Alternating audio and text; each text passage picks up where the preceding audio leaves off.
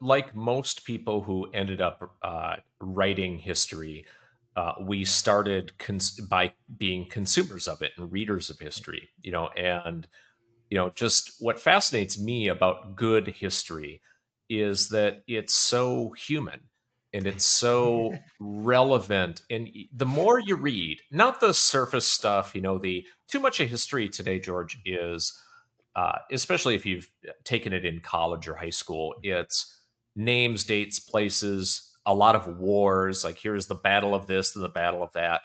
And for some people that's really relevant, but for most people, that just doesn't like that doesn't really connect with their day-to-day life.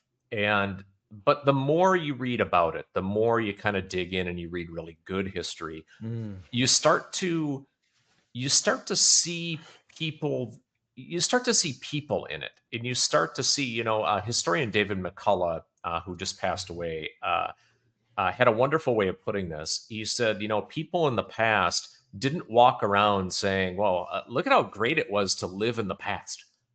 you know uh, you know they're they in our past, they're living in their present, and they are real human beings with real hopes and dreams and fears. And to really understand what it was like, he wrote about the revolutionary era in the United States quite a bit, kind of late 18th century.